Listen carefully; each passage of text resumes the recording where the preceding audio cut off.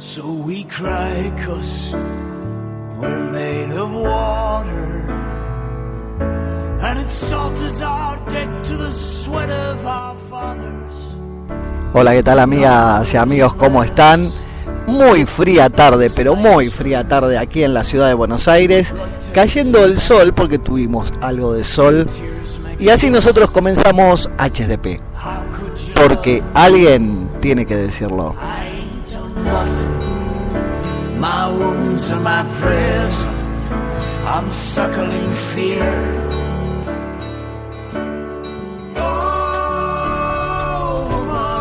Y esta tarde me parece que el tema excluyente, pese a que sigue lo de Sabela, ¿no? Porque en los medios siguen preguntando Sabela sí, Sabela no.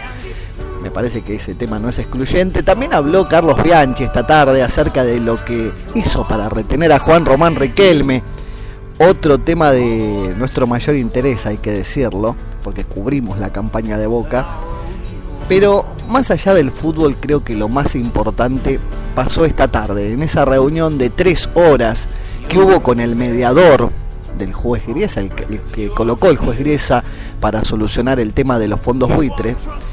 Y ayer dimos una explicación, incluso hasta compartimos un audio de Prat Gay, ¿no? Donde explicaba el origen de esta deuda, cómo fue el canje, en realidad cuál fue la quita. Bueno, los que no lo escucharon les recomiendo, está en el archivo, es el programa anterior. Y nosotros también expresamos desde nuestro lugar que, bueno, hoy, como está dado el escenario y con esta connotación que le quiere dar el gobierno, Argentina contra los buitres, es muy sencillo saber de qué lado nos vamos a poner.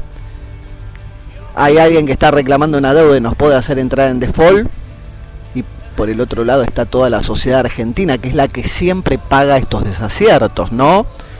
Pero a estos desaciertos no nos llevaron los buitres, ni nos llevó la Corte de Nueva York, ni el juez Griesa, ni la justicia norteamericana, sino que el gobierno nos trajo a este escenario. El gobierno tomó malas decisiones de pago. El gobierno fue el que decidió pagar al contado al FMI, en lugar de tratar de que no se les escapen los bonistas, que en teoría iban a terminar vendiendo sus bonos si necesitaban efectivo y sabían que la Argentina estaba quebrada. Haberlos apurado, haberlos corrido con efectivo, porque era lo que necesitaban. Ayer lo dijimos en el programa de la tarde. Es muy posible que a la compra vil que hicieron los fondos buitres, la propuesta argentina haya sido más vil todavía, o no haya sido directamente ninguna, y por eso estos bonistas vendieron. Entonces tenemos que ver la realidad desde su origen, lo que pasó en un principio, porque hoy es muy fácil tomar una posición y decir los buitres son malos, el gobierno es bueno. No, el gobierno ha sido muy incompetente, que es distinto.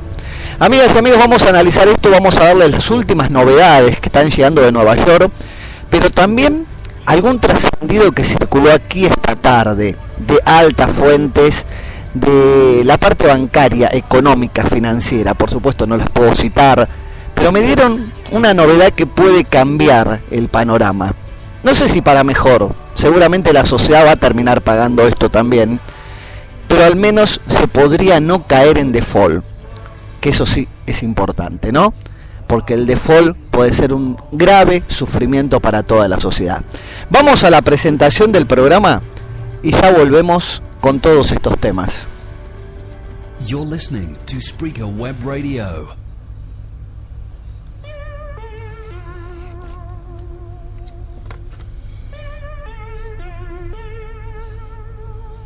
Que está cansado que le digan lo que debe hacer, que cualquier desgraciado diga más que él, que trató de ver incómodo o impávido, que la fila de al lado siempre se mueva más rápido, que su jefe tiene más. No estamos ni con los gobiernos ni con las corporaciones. Que no renunciaría, pero sí le daría un par de puñetazos más el IVA, que el tipo tiene fotos de su. No somos ni buenos ni malos.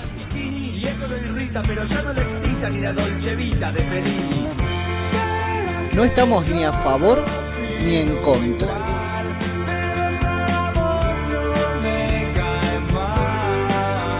Solo somos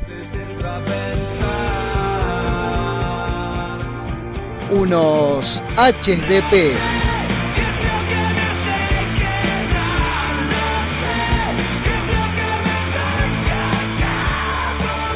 Hombres de palabra, hombres de política, hombres de prensa, hombres de pasión, pero por sobre todo, que la mujer le infiel en la luna de miel, que no periodistas. cruel, ni lo que opinen de él, y aunque ella corra para que alguien la socorra, le va a arrancar la piel y se va a hacer un abrigo de zorra. Que te vamos a informar y a opinar desde ningún lugar. Que es como un hobby, o Roger Rabbit, que todo le da déficit y nada superávit, que ni un rayo ilumina su vida anodina, que conoció gatos que resultaron gallinas, que va a cortar la mala racha con un hacha y que no agacha la cabeza ante ninguna cretina. Y como no agachamos la cabeza, aquí vamos a estar todas las tardes para hacer HDP.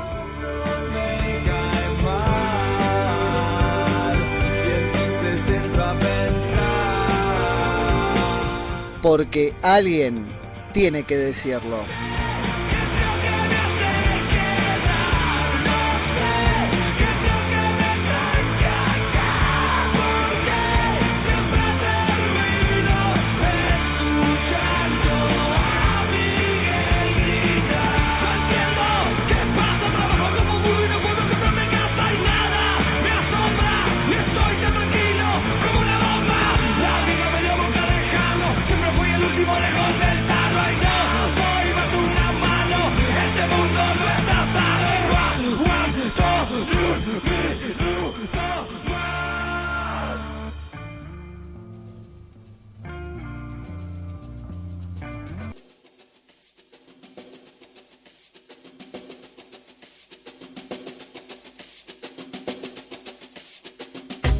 Sweetest perfection to call my own. The slightest correction couldn't find me home. Continuamos, amigas y amigos. Y les decía que esta tarde hubo un trascendido muy importante acerca de cómo se podría evitar el default. Pero bueno, todos los demás, a esto voy porque todo es trascendido. Lo que pasó hoy en la reunión en Nueva York realmente está bajo llave. Nadie sabe exactamente.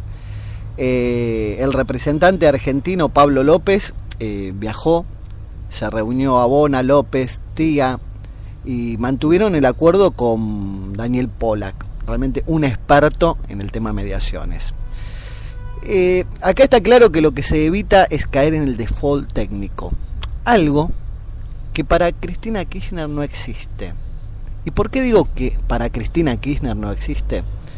Porque ella dice, no se puede caer en default cuando se paga, y la Argentina está pagando. Lo que no existe para Cristina Kirchner son los holdouts, no existen los fondos buitres, no existe el reclamo, que viene sosteniéndose desde el año 2005, cuando no entraron en el canje. Luego, después en 2010 ya se sabía quiénes no iban a entrar. Ese 92% que sí quedó, había un 8% fuera que no iban a entrar, y que eran muchísimos. Y los litigios continúan. Ayer dimos un claro ejemplo, ¿no? Porque convenientemente se les llama fondos buitres, que lo son por otra parte, ¿sí? Con esto yo no quiero quitarle o ponerle escrúpulos a esta gente, porque ellos viven de comprar deuda, o así es como hacen sus negocios, comprando deuda en default para después reclamar el 100% sin ninguna quita y con todos los intereses correspondientes. No es muy distinto a lo que hace cualquier mandatario judicial, por ejemplo aquí en la Argentina, ¿no? Cuando compra deuda de un banco, cuando compra hipotecas caídas. Ejemplo, el estudio de abogados de la presidenta a eso se dedicó durante la dictadura. Todos recordarán la ley 1050, la circular, 1050. Entonces, yo sé que los kirchneristas no quieren pensar en esta realidad, pero las primeras 21 propiedades que figuran en el patrimonio del matrimonio presidencial fueron obtenidas de ese modo.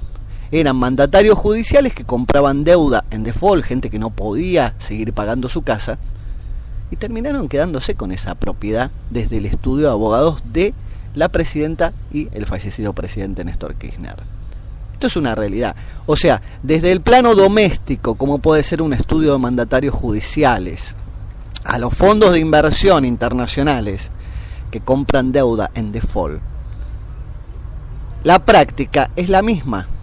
La filosofía para hacer dinero y enriquecerse es la misma. Bueno, sin embargo, la presidenta metódica y sistemáticamente, pero esto le pasa en todos los aspectos, ¿no?, del gobierno. No quiero entrar en su vida privada porque eso es su problema, pero al menos del gobierno. El chiste que hizo el otro día, de malísimo gusto, cuando inauguró los nuevos trenes chinos en el Sarmiento, demuestran un poco esa personalidad para gobernar. Porque lo que la presidenta se niega a sí misma que sucedió, lo que para ella no está en la realidad, lo que ella no acepta, cree, pero con cierta certeza, que realmente no pasó, aunque haya pasado. Por eso, su personalidad, y estoy hablando de su personalidad en el gobierno, la otra no me interesa, pero su personalidad como gobernante le da la licencia para hacer ese tipo de chistes de mal gusto.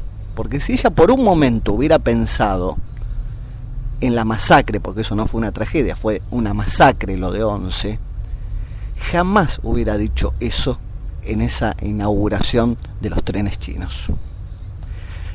Bueno, bajo el mismo concepto ahora la presidenta habla y dice que no se puede caer en default porque la Argentina paga.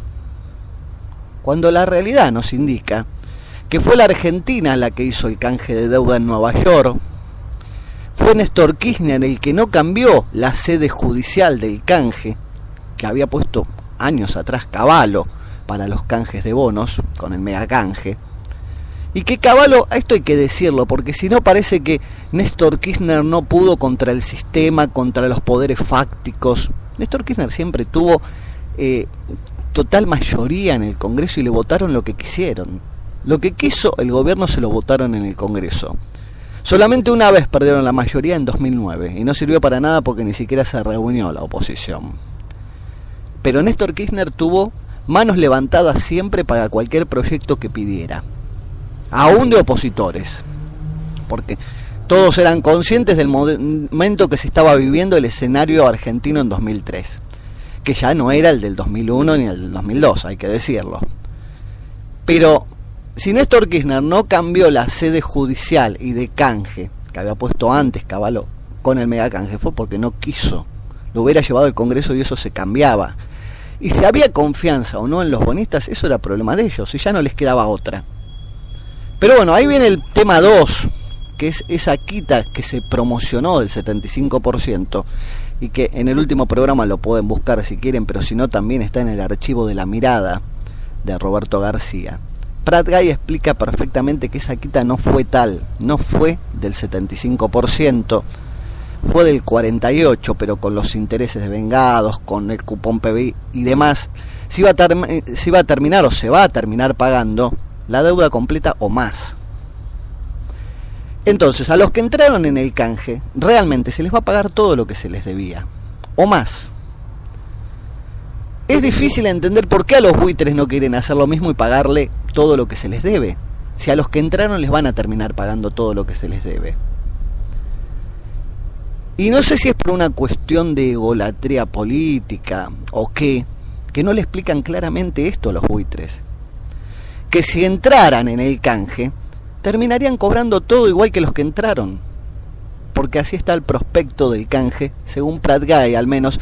Y la verdad que entendí muy bien la explicación y lo pude corroborar leyendo los diferentes artículos que hacen al canje 2005.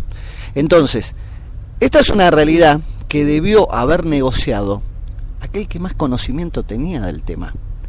Y no aquellos que se jactaron todo el tiempo de decir, hicimos una quita del 75, y que por supuesto con esto también corrieron a los fondos buitres de aceptar un canje. O sea, la egolatría política nos llevó a un desastre total, porque no solamente pagamos más que cualquier otro país en este canje, vamos a terminar pagando toda la deuda con los intereses, con intereses muy altos como tienen los bonos. Tenemos el cupón PBI, sino que de paso los buitres piensan que los que entraron al canje van a cobrar menos, esa enorme quita, y no entraron, y nos demandaron. Entonces, la egolatría política nos llevó al peor de los escenarios. descontando que primero se tendría que haber arreglado con los bonistas y después con el FMI, que nunca nos hubiera llevado a la justicia.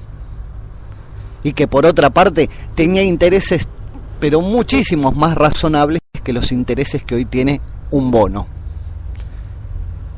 Entonces, acá hubo muchas desinteligencias y nadie habla de estas desinteligencias. Eso es lo que no puedo creer. Ahora, volviendo a esto, si bien les vuelvo a repetir lo que se habló en esta reunión está bajo llave y nadie lo conoce, fueron 3 horas. Y bueno, Daniel Polack, como sabemos, es un gran negociador. Hay que ver qué pasa a partir de aquí, ¿no? Pero lo que trascendió por fuera de esto es imposible chequearlo, les aclaro. Yo les transmito el trascendido, nada más. Es que uno de los lobbies más poderosos que tuvo la Argentina durante estos años, que por otra parte también es fondo inversor, y es posible que tenga deuda Argentina, con el fondo FinTech, que es David Martínez. De este no quieren ni hablar el kirchnerismo, ni el gobierno, ni los militantes, nada, porque es el socio mayoritario de Clarín. Y durante todos estos años, si bien Clarín estuvo en guerra con el gobierno, David Martínez no, hizo grandes negocios con el gobierno. Invirtió en casi todo lo que le pidió en su momento Néstor Kirchner y en todas las inversiones que le presentaron tentadoras luego del fallecimiento de Néstor Kirchner. Siguió siempre teniendo comunicación directa con Zanini, que todos sabemos, el secretario legal y técnico de la presidenta. Y yo creo que hoy es el hombre de más confianza. O sea, que tenga una relación estrecha con Zanini habla de que también tenía una relación con Cristina, directa o indirectamente. Pero lo cierto, y acá viene lo importante, es que David Martínez estaría proponiendo, hay que ver si este trascendido es tal cual, si salió de David Martínez o de otros, porque todos estaban interesados en esto, en que si la Argentina hiciera un pago adelantado, similar a lo que estaban pidiendo los fondos buitres en esta primera etapa, para negociar posterior a enero, una vez caída la cláusula Rufo, los que pedirían el stay es esta medida cautelar para que se le pueda pagar a los holdings, a los que aceptaron el canje, serían los mismos buitres.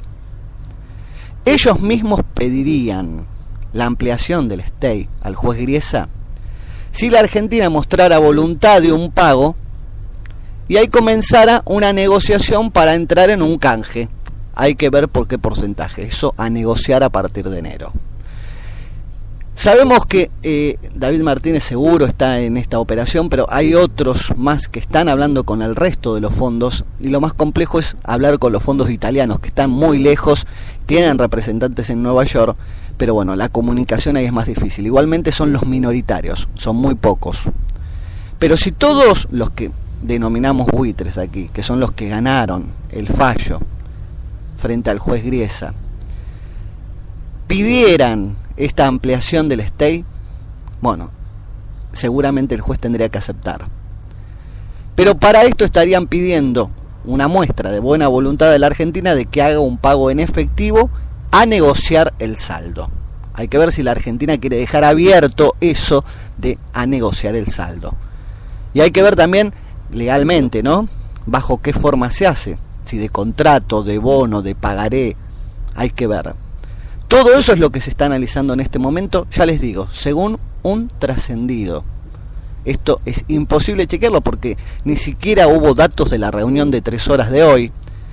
Esto surgió a través de fuentes económicas bancarias, ni siquiera oficiales. Pero les digo que es muy confiable la fuente, porque en esto también hay mucho dinero en juego de bancos. Hay muchas entidades bancarias que operan en Argentina que están dentro de los fondos de inversión que ganaron ese fallo. Aquí hay muchos intereses cruzados y complicados, no solamente internacionales, porque vemos a los buitres allá lejos en Nueva York, no. Aquí también tenemos parte de esos fondos de inversión y también tenemos bonistas que no entraron en el canje y no son buitres, solo que reclamaron hasta el final junto con los buitres en la demanda. Hay varios argentinos que están demandando a la Argentina por ese incumplimiento y que no quisieron cobrar ninguno de los dos canjes. No se quisieron dejar estafar por el Estado en el que ellos confiaron y le compraron sus bonos. Entonces aquí es donde toma relevancia lo que les decía ayer que me lo critican fuertemente los militantes porque me dicen, les quitas, no sé, malevolencia a los buitres diciendo esto. Los defendés a los buitres, sos un buitre argentino, me dicen, como si yo me pusiera del lado del acreedor. Acá no hay lados, no se trata del acreedor o del deudor, se trata de que hay un fallo y que pese a la presidenta, que ella lo que no acepta no existe, pese a esta actitud de la presidenta, existe un fallo y ese no lo está pagando la Argentina. Y si no paga ese fallo, va a tener un default. Ahora, lo que estoy viendo, y eso es lo que más realmente me preocupa, es que también si hay un default, se cae la cláusula RAFO, ya no hay posibilidades, vamos a pasar enero tranquilamente sin hacer ningún pago ni a los holding ni a los holdouts, a nadie. Y en el sentido estrictamente de la deuda, al gobierno le sirve, porque se quita una presión de encima de pagos. Ahora, ¿tiene una dimensión el gobierno, Cristina, el equipo económico de la que se viene? ¿Tiene una dimensión del tsunami social que podría venir? Ayer esta frase la tomé de Twitter porque es así. Hablaba un asistente social justamente de esto, el tsunami social que podemos tener si hay más inflación, si hay una nueva y brutal devaluación, si no hay actualización rápida de salarios o si hay pérdidas masivas de puestos de trabajo.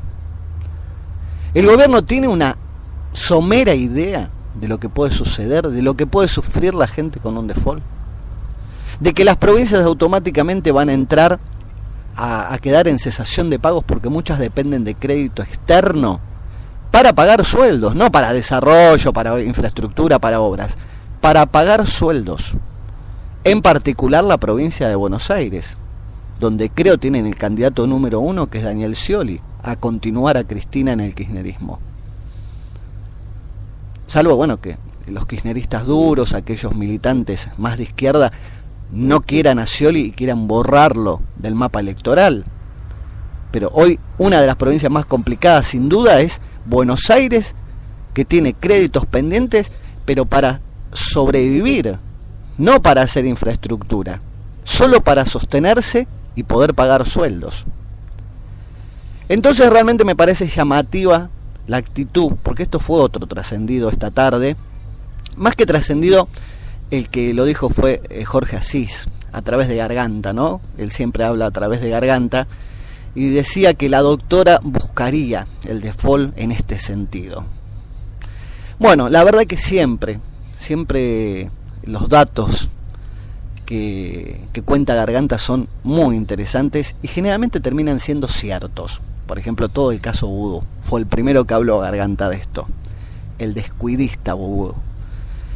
Pero la realidad, desde el sentido común, me quiero quedar con el otro trascendido, si bien no se puede chequear de ningún modo, y que es esta operación que estarían haciendo los lobbies con los fondos de inversión, con los fondos buitres, para que ellos pidan el stay a cambio, por supuesto, de ese pago adelantado que le exigen a la Argentina como muestra de buena voluntad en una negociación. Aparentemente no sería muy grande el pago, hablan de 1.500 millones de dólares, algo más de lo que se depositó para los holdings, para los que sí entraron en el canje. Pero bueno, no deja de ser un trascendido. Pero ¿por qué digo que le doy más asidero al otro? Si bien a Garganta siempre le creo y es posible que eso esté en la cabeza de Cristina, el default me refiero. Porque a los que menos les conviene el default es a los fondos buitre. En años no volverían a cobrar un peso. A lo sumo podrían embargar el dinero que se depositaron para los holdings, esos 1.200, 1.300 millones. Pero en años tendrían que volver a esperar la recuperación económica de la Argentina, una nueva negociación, sobre todo un nuevo gobierno. Con este gobierno ya no podrían negociar nada. Y me parece que los fondos de inversión, los fondos buitre, son gente de negocios. Y saben lo que les conviene y los que no. Así que creo que esta vez primará la coherencia, pero no, lamentablemente, de parte de nuestro gobierno, que parece jugar con fuego, pese a que sabe el tsunami social que podríamos tener.